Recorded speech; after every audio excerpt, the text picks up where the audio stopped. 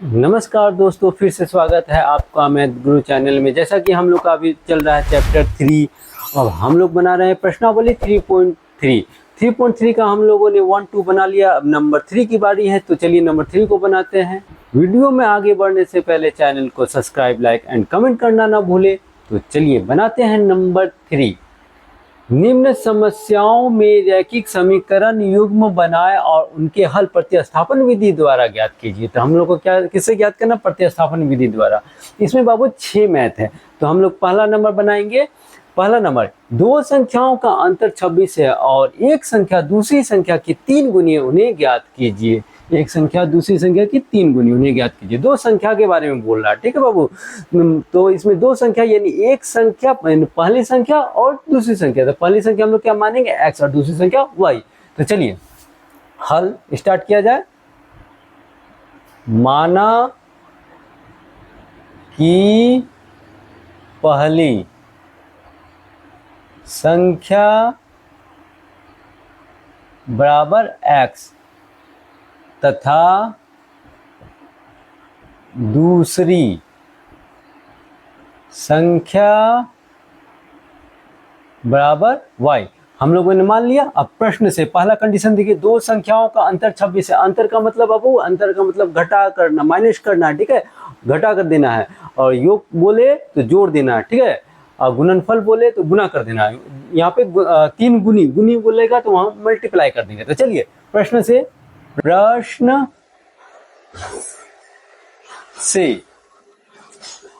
दो संख्याओं का अंतर 26 है, यानी पहली संख्या दूसरी संख्या का अंतर कितना है? 26। ये क्या बन गया? समीकरण 1। दूसरा कंडीशन, एक संख्या दूसरी संख्या की 3 गुनी है। एक संख्या यानी पहली संख्या जो है दूसरी संख्या की 3 गुनी है। दूसरी संख्या ये रहा 3 गुनी, समीकरण 2, ठीक है। चलिए समीकरण अब लिख दीजिए।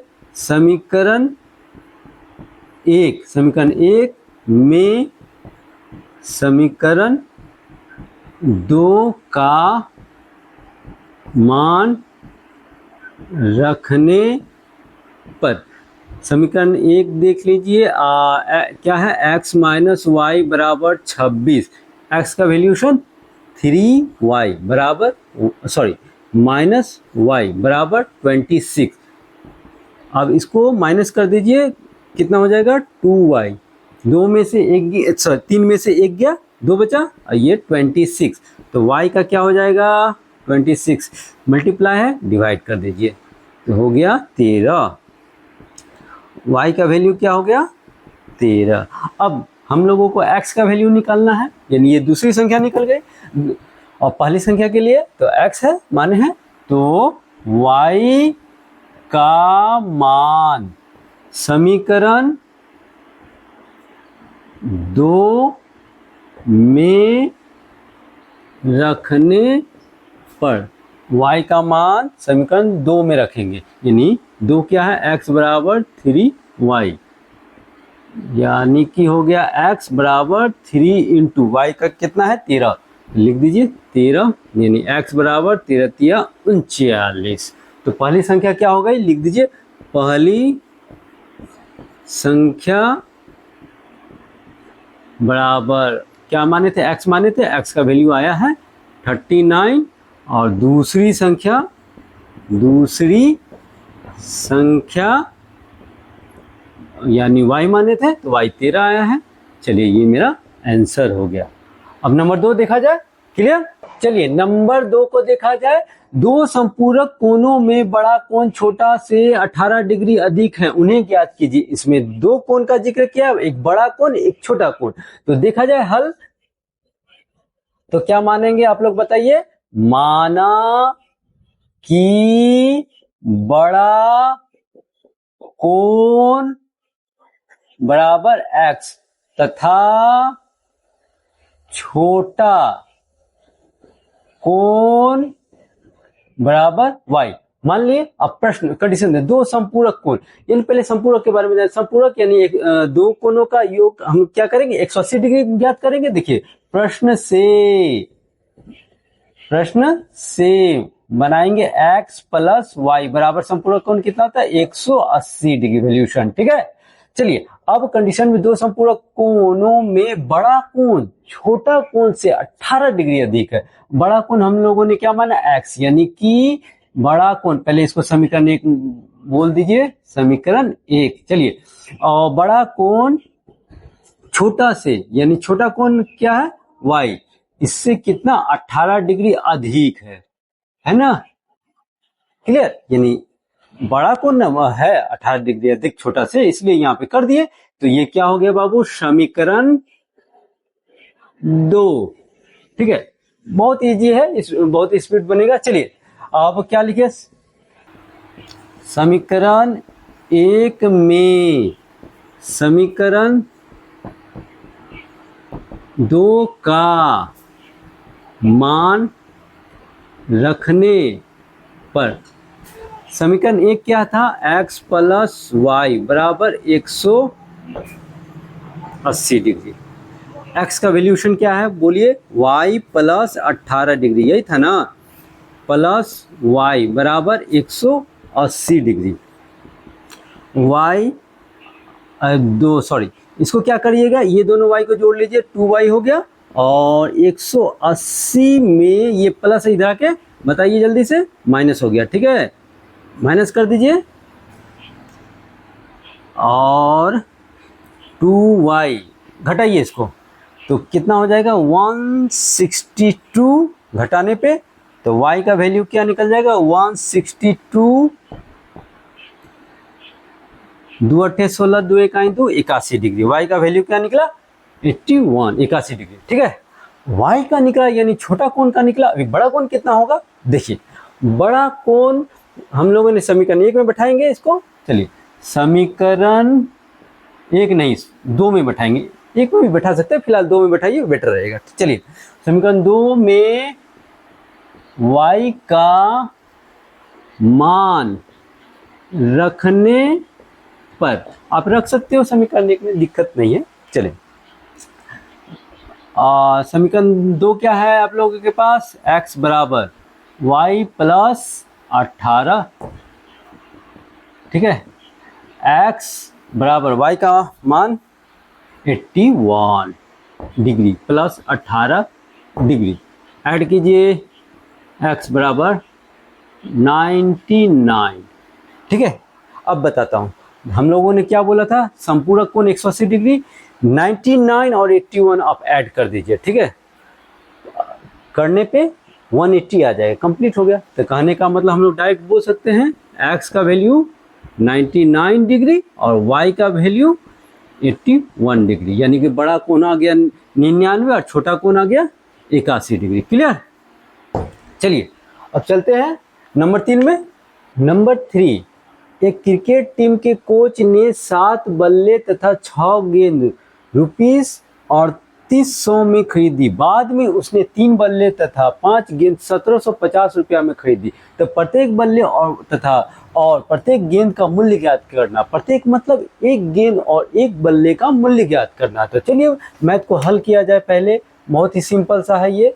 देखिए क्या है, हाँ बल्ले और गेंद का, तो माना कि एक बल्ले का मूल्य कितना मानेंगे x, क्या मानेंगे बाबू, मूल्य बराबर x रुपया। ठीक है, दूसरा, तथा एक गेंद का मूल्य, एक गेंद का मूल्य क्या मानेंगे y रुपया। ठीक है, एक गेंद और एक बल्ले और एक गेंद का मूल्य हो गया x और y। अब क्या कंडीशन में चले जाइए, एक क्रिकेट टीम के कोच ने 7 बल्ले 6 गेंद, यानी कि प्रश्न से लिख दीजिए, प्रश्न से 7 बल्ले, यानी बल्ले को हम लोग ने x माना, और 6 गेंद यानी 6y, टोटल प्राइस 3800, यानी 3800। तो समीकरण 1 बन गया, लिख दीजिए समीकरण 1। ठीक है, यहां तक क्लियर। अब दूसरे में चले आइए, अब क्या है दूसरा कंडीशन, बाद में तीन बल्ले यानी 3x तथा 5 गेंद प्लस 5y बराबर 1750। यहाँ तक जो बोला प्रश्न में वो मैंने किया, ठीक है। चलिए तो क्या करेंगे, इसको समीकरण प्रतिस्थापन विधि से करना है। तो 3x बराबर 1750 माइनस 5y, x बराबर 1750 माइनस 5y बट्टा 3। तो ये क्या हो गया, समीकरण कितना मान लीजिए 2। क्लियर, समीकरण 2। अब क्या करना है, समीकरण 1 में समीकरण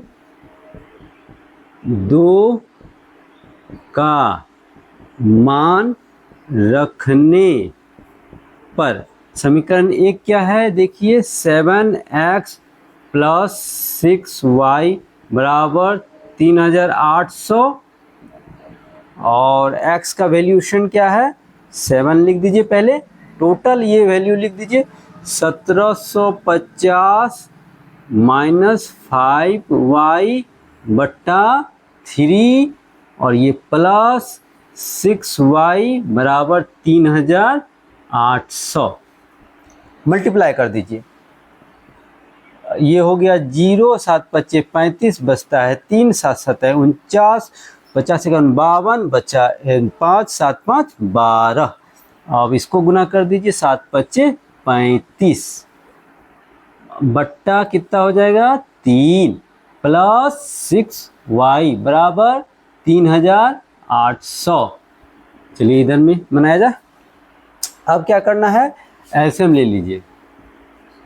एलसीएम लिख क्या लिए 3, क्योंकि एक है तो 12 250 12,250 माइनस 35y प्लस, इसको इससे मल्टीप्लाई होगा तो 3 छके 18, क्या लिख देंगे 18y बराबर 3800। अब देखिए हम लोग ये दोनों को प्लस माइनस कर दिया जाए, यानी कि माइनस 1700 घटाने के बाद आ गया 17, कितना 17 आया माइनस 17, क्योंकि बड़ा संख्या के पहले माइनस है, ठीक है। अब क्या है, इसको मल्टीप्लाई कर दिया जाए, कितना से 3 से, ये डिवाइड था उधर बट्टा में था, उधर जाकर गुना हो गया। चलिए अब क्या है माइनस 17y और इसको गुना कीजिए, कितना होगा 8 24 3 9 10 11। अब क्या करना है 1250 में इसको इधर प्लस माइनस कर दीजिए 11,400, ये प्लस में आ जाएगा, उधर चला जाएगा तो माइनस उधर जाएगा प्लस होगा ना।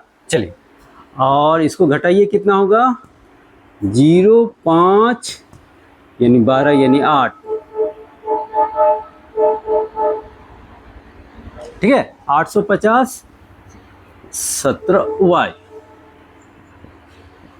y बराबर 850 बटा कितना करेंगे बाबू 17, 17 25 85 50, y का वैल्यूशन क्या आ गया 50। इस तरह हम बोल सकते हैं कि एक गेंद का मूल्य 50 रुपया बोल सकते हैं। अब हम एक बल्ले का मूल्य निकालना होगा तो x का वैल्यूशन निकालना होगा, थोड़ा इसको मिटा दिया जाए।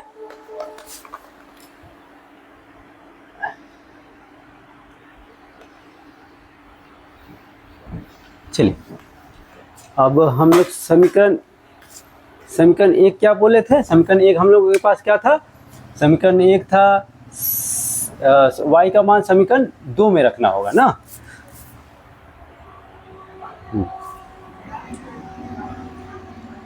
y का मान समीकरण 2 में रखने पर, तो x बराबर हम लोग का क्या निकला था समीकरण 2 का, x बराबर था 1750 माइनस 5y बट्टा 3, ये था ना समीकरण 2। तो इसमें हम बैठाते हैं x का y का वैल्यूशन जो निकला है x बराबर 1750 माइनस 5 इंटू ये हो गया 50/3। x बराबर 1750 माइनस ये हो गया 250, 25 हो गया बट्टा 3। अब घटा दीजिए, कितना होगा घटाने पे, तो कुछ इस प्रकार होगा। x बराबर ये घट गया 0 0 और ये हो गया 5 और ये हो गया 1, तो 3 के पास से भाग दीजिए, 3 5 15, यानी एक बल्ले का कीमत 500 रुपये। आप लोग को तो पता ही होगा बॉल से तो ज़्यादा ही होना चाहिए बल्ले का कीमत। तो x का वैल्यू 500 रुपया और y का वैल्यू 50 रुपया। तो हम लोग लिख सकते हैं x बराबर 500 रुपया हो गया, ठीक है, और y बराबर कितना हो गया 50 रुपया। तो ये हो गया बल्ले का कीमत x और गेंद का कीमत y। बन गया क्लियर। अगर किसी प्रकार का डाउट हो तो कमेंट कीजिए, साथ में चैनल को सब्सक्राइब लाइक जरूर कीजिए। तो मिलते हैं नेक्स्ट वीडियो में।